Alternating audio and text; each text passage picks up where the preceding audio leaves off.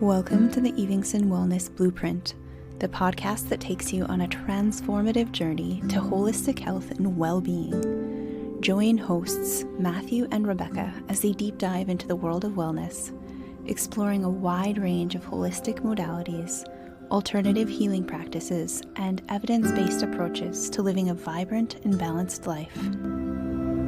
Welcome to the Evingston Wellness Podcast with Christin Hart, a wife and mom of 3 kids who is currently on a healing journey from stage 3 papillary thyroid cancer. Welcome, Christin. Yeah, thanks for having me. I'm so excited to be here. Christin, I'd love for you to share your journey with us. Okay. Back in the summer of 2023, I was diagnosed with stage 3 papillary thyroid cancer. I had been having some jaw pain, and I went into my dentist and he took some x-rays, and I had 3 salivary stones, subglandular, up under my jaw. So he just advised me to continue to do massage and try to work them out. I was doing some massage techniques, feeling my neck a lot more, and I felt a hard little pebble-like lump on the front of my throat. My mom had the same exact cancer as me 20 years prior. And so I asked her, what is this? And she said, swallow. And she saw it move up and down on my thyroid. And she said, that is on your thyroid. I think you need to go get it checked out. I got an ultrasound. We found several abnormal masses in my neck. I knew it was cancer. We did a biopsy of some lymph nodes and the nodules in my thyroid, and it did confirm papillary. I was like, okay, I'm going to get surgery and then radioactive iodine, just like my mom did, and it's going to be great, and the rest is going to be history. This is no big deal. This is the best type of cancer you can get, right? No, like no cancer is great. So then I went in for surgery at a full thyroidectomy. The largest mass they found was 3.5 inches long, and that was unusually large. So they concluded that I had probably had cancer for several years, or it was an unusual type that was growing faster than normal. I went in for radioactive iodine treatment, which is supposed to completely take care of any leftover cells because thyroid eats iodine. And so it's like a little heat-seeking missile, and it goes in there and kills it. And then I went back in a week later for my uptake scan to see how my body did. We had previous PET scans and CT scans, so we knew exactly where all the cancer was, and it was showing some in lymph nodes in my chest. So the radioactive iodine was working in some nodes in my neck, but was not responsive to anything in my chest. I am that rare percentage of, I guess they call us radioactive resistant. And so that's where I feel like everything really just hit me. And I realized, now what? What do I do? This is serious because the typical treatment is not working. I graduated from seeing an endocrinologist to an oncologist.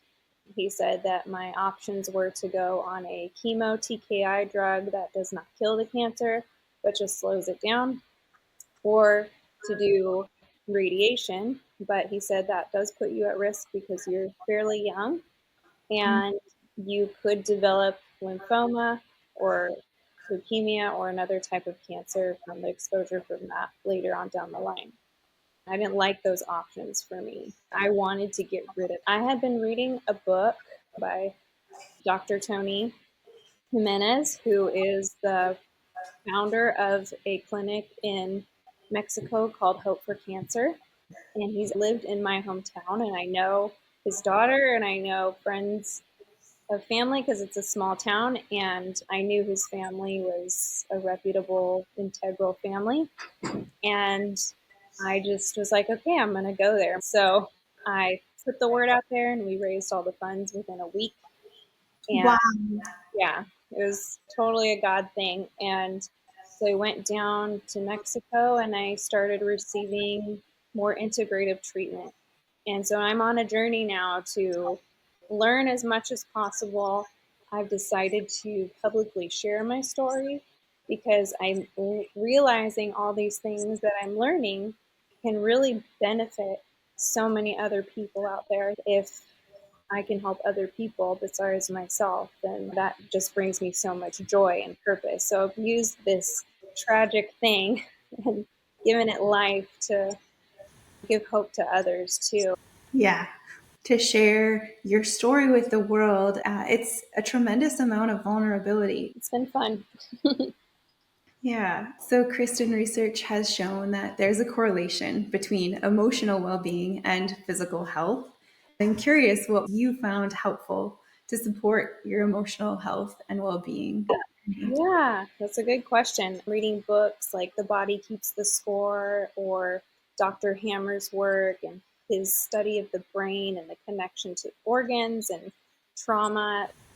There's a lot of research how when we're not dealing with our emotions or processing them, traumatic events that come into our life suddenly, our body can store these in different areas and it makes us sick. At Hope for Cancer, they also teach this. And you get 3 counseling sessions with somebody who is very educated in the science and the emotional and integrates them. Things that have helped me process my emotions have been sitting down and just getting your thoughts out. Most of my emotional issues have been past trauma related. I do have a history of sexual childhood abuse and feeling like I was not able to have a voice or speak my true self or feel safe in environments all the time. It was important for me to learn about the connection between suppressed will and voice. Your illness or your disease will manifest in an organ that has to deal with that particular type of emotion. And the thyroid is lack of will or lack of voice. So Dr. Tony has given me homework assignments from Hope for Cancer where he says a thought comes to your mind or a memory of a situation where you felt powerless or you could not speak your voice, to say it out loud like you would to that person in that moment. There's a memory that comes to mind with a family member where something was done that I didn't have a say in and it really deeply affected me. So he's tell that person like, hey, this made me feel this way. Like you didn't ask me, or you should have taken my heart and my dignity into consideration. And so in Mexico, I was in my hotel room one evening just by myself, and all these thoughts, memories were flooding through. I didn't realize like how many of them were there, and I just started saying them. I was there in the past, and I could physically feel the release happening, the pressure or the tension leaving my body. And I was like, wow, that's powerful. So whenever something like that comes up, I find a quiet place and verbally, physically say it out loud. I think that is very important. You're redeeming that thing that was lost. I have healed a lot from PTSD, but I wasn't even able to identify emotions. I didn't know how I felt. Like that's how shut down I was in the beginning. And so I had an EMDR therapist. She would say, okay, can you identify any tension or pain, stress? And I remember telling her, yeah, I had some tension in my chest. And she's okay, I want you to imagine there's a pinwheel attached to that tightness. And she's, which way is it spinning? He's like, well, it's spinning to the left. She's like, okay. She's like, can you slow it down? And I was like, yeah, I can slow it down. And she's like, okay, can you make it stop? And then we make it stop. And she's like, okay, now reverse it. And as soon as I started reversing it, something happened in my body where I just started bawling. was able to feel and connect with what the emotion was, the stress, to slow your brain down, your logical brain, and to get into that feeling. So that's another tool that I've used with myself or my kids when they're having anxiety or they're stressed about something or upset, just helping them slow down to be able to think and process that emotion. That's a great recommendation. Thank you. Yeah. For any listeners who aren't familiar with EMDR, could you let us know what that stands for? Yeah, so EMDR is a therapy method. It stands for eye movement desensitization and reprocessing. And it's basically connecting the left brain to the right brain and reprogramming your brain through neuroplasticity. So if you had a traumatic event happen as a child, your brain can only handle so much information. I have one therapist tell me it's like you have this coffee cup, you can only fill up so much into that coffee cup. But when trauma happens, it's like somebody took a paint can and tried to dump all the paint in that little coffee cup. And your brain at that time does not have the ability to process that. Trauma happens, and there's different chemical responses and reactions that happen, that cortisol goes up, and then you're processing things. You're in one world and now you're living in another world. Like you're just seeing life so different. And you're operating more from your fight or flight brain. So EMDR uses different methods of basically those broken pieces, like fixing them back together in a sense, or creating a new pathway or a new understanding instead of having the same response or the same chemical response in your brain. Yeah. Any other physical modalities to help with your voice? Yeah, that's a good question. My acupuncturist would encourage me to practice humming because humming is connected to the vagus nerve in your body, which helps you relax. So when I'm having stress or fear, I will hum. It does help me calm down. So that's a great tool to use too. What types of physical wellness modalities have you learned about from Hope for Cancer or in your research in general that have helped you detoxify? Yeah, so detoxification, a really important element when it comes to treating cancer. It's one of the reasons we get sick in the first place. I took a genetic test and it showed that I had 3 different detoxification SNPs. My body does not detox normally. One of the first things that I did, recommended by health professionals, was coffee enemas. And I had never heard of that before. I was like, wait, like an enema is, it's what it sounds like, right? And what is this? And I had a friend who had been doing them because she suffered with Lyme's disease for a large period of her life. And she's like, oh, you'll love it. I'm like, I don't know about this. But I knew it was something that I needed to do for my body. I remember after the first time doing it, I called her and I was like, wow, you didn't tell me it was going to make me feel amazing. I felt like 1,000 tons of stress left my body. And it makes me feel that way almost every time I perform one. I learned that it's increasing your glutathione levels, like your detoxification levels, by 200%. It's really helping your liver cleanse so that it can do its job to cleanse other toxins or whatever might be in your body. So that's something that I've really come to love. And I love sharing that with people, and I try to conform all my friends and family into doing it. It's just such an amazing tool to use for detoxification. Probably one of the most powerful ones that's out there, in my opinion. Yeah, I agree. I noticed on your Instagram account that you had mentioned coffee enemas for detoxification. And I was like, whoa, this is amazing. I love that she's sharing about it. Coffee enemas were something that I have used for over a decade. I had symptoms of mold exposure even as a young child. And then going to college, the city had significant flooding. I didn't realize it at the time, but looking back, I was in a lot of environments that had mold. And then, like you mentioned, the genetic variants, or sometimes they're called SNPs or polymorphisms, they helped me to understand that my body has an impaired ability to detoxify as well. And I noticed when I started doing coffee enemas, I felt like a superhero. It doesn't feel good to have toxins built up in your body. And for anybody wondering, it is not your regular coffee that you would brew coffee with. It is quite different. It's specifically made for this purpose. Yeah, thank you for sharing that. Yeah, you're welcome. I love it. Like, everybody needs to try it at least once before you knock it. Yes, absolutely. Tell me more about different wellness modalities. Yeah, there's so many. Exercise. What a gift being able to move your body really is.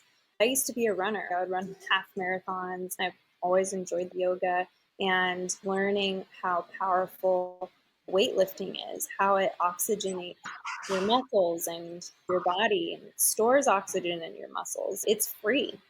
You can get some cheap weights or find some on Facebook Marketplace and pick them up and do that. And the sweating helps detoxify your body. Another one that I've come to love is rebounding, learning the importance of lymphatic drainage. And through my cancer journey, my white blood cell count has been pretty low, undergoing conventional treatments in the cancer realm. When your white blood cell count is low, your immune system is struggling, and rebounding or standing on a vibration machine helps stimulate that detoxification and helps stimulate white blood cell numbers. So that's something that I do for at least 10 minutes when I wake up now. Those 10 minutes gets your whole body going for the day. The lymph relies on our muscles to stimulate that flow. For anybody that hasn't heard of it before, rebounding is just gentle bouncing. My feet don't leave the trampoline. I don't consider it my workout. This is for my lymphs. Yeah. Like, this is for my white blood cells and my immune system. And Yes. something else that I do every single day, except one day a week, we rest on the seventh day, is ozone therapy.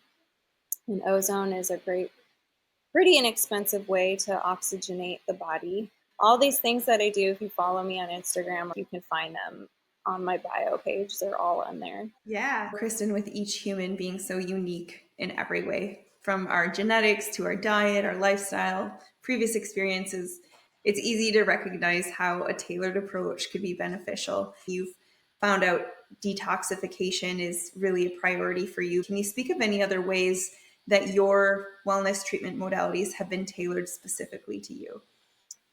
Yeah, every type of cancer is unique. That's one of the things that's so hard about being on social media is there's a lot of voices out there with a lot of information and advice. They're probably not all wrong.